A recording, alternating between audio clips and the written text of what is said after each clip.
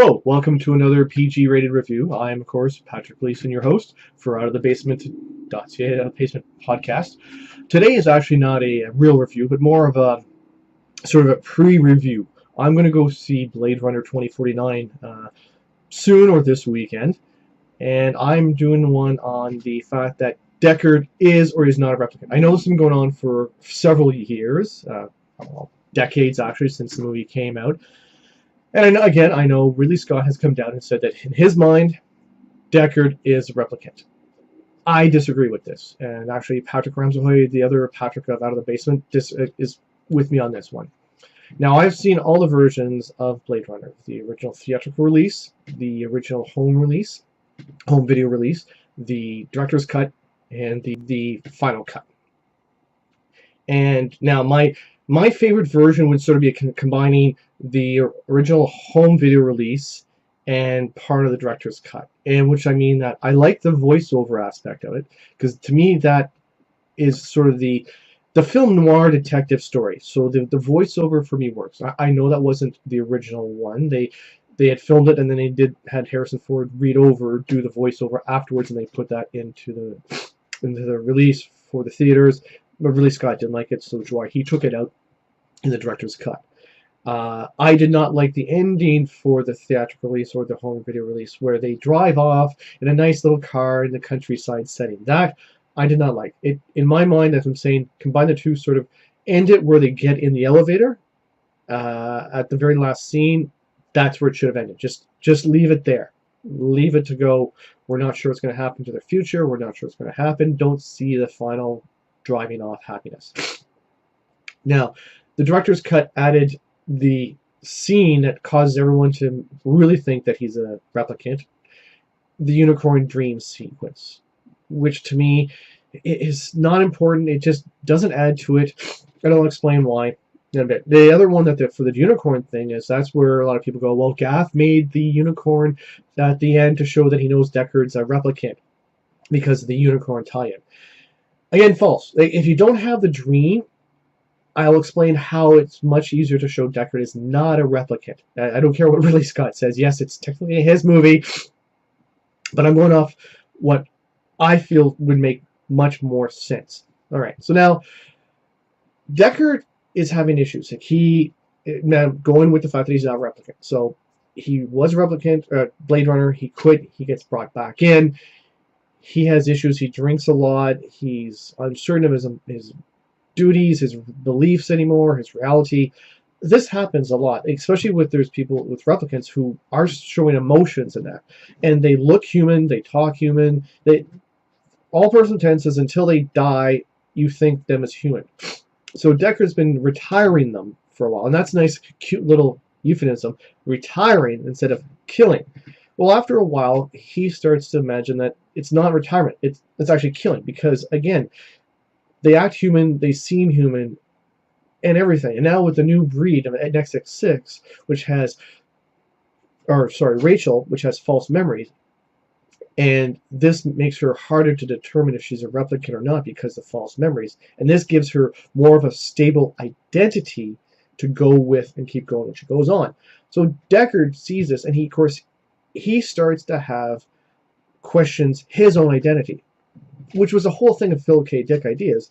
If your memories can be implanted or can be made false, are you really you? Like, you don't know you're you except for your memories. That's what defines you. You're like, oh, that's who I am because I remember doing this, I reacted this way, that happened. Well, that's false. Then what defines you? What makes you real?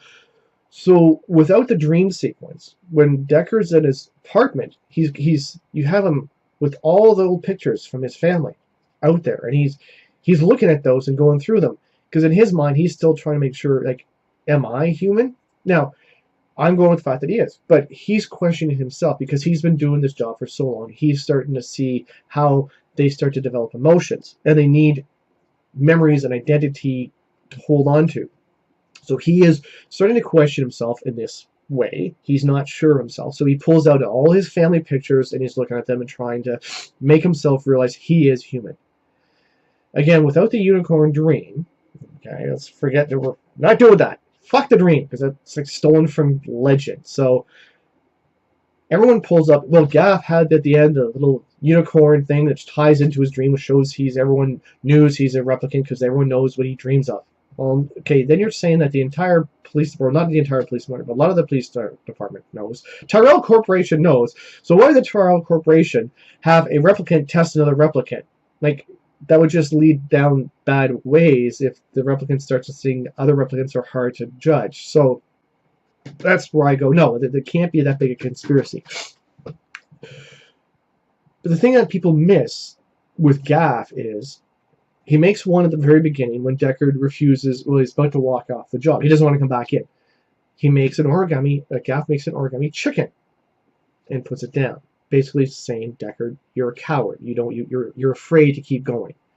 And then in the hotel room where Leon was staying, he made it, even though it's an origami, he makes a stick figure out of a match, and it's basically showing a stick figure with a big dick, representing the fact that Deckard's here, he's the big dick of the investigation, he's the guy in charge, because that's what he's been told. And again, the reason I like the voiceover one is, if you listen to the voiceover, you get told that Gaff is basically a bootlicker. He wants to be number 2. He wants to be the top Blade Runner, sorry. He wants to be, there's the chief, then there's him. And Deckard comes in and steals that thunder from him. So hence the stick figure with the big dick. Deckard's the big dick, right? So this shows that Gaff is making statements about Deckard throughout the movie. At the end, before Deckard goes and finds Rachel and finds a little unicorn origami figure, Gaff says to Deckard, too bad she won't live forever. Okay. Now, what does the unicorn represent? It's a mythological, fantastical creature. It's a fantasy. It's a dream. He's leaving the unicorn there to show Deckard he knows what he's going to do, but in Gaff's mind, it's just a fantasy. It's a dream. He's going to let Deckard have his fantasy, that thinking they're going to live happily ever after, with Rachel and Deckard. But he knows it's false. That's why he's also telling Deckard, you're living a dream, man. You're living a fantasy. It ain't gonna be real. But why doesn't he stop him? Why doesn't Gaff stop Deckard? Because Gaff wants to be the next guy. He wants to be the big dude. So Deckard going out of the way is fine for him because A, Deckard's gone, which means he gets to be the next guy, and B, he knows Deckard's now on the run with a replicant. So he's going to be hunted. So Deckard will never come back and take over his position again. So for Gaff, it's a win-win situation. He doesn't have to stop Deckard. Other people will stop Deckard. He just knows that now Gaff will be the top guy, which was what he'd been wanting from the start. Again, with the voiceover. So this is why I'm going to think that, no. Imagine Deckard as a human whose long career has been retiring or killing thinking machines, and he can't take it anymore. He can't live with himself anymore doing this, because even though technically they're supposed to be machines, they act human, they feel human to him. And now with false memories being there, he needs something to hold on to make himself be human, to be real, and that is his dream, his fantasy with Rachel. So that's my opinion, and that's why I've always believed and always stood by the fact that, to me, Deckard is not a replicant.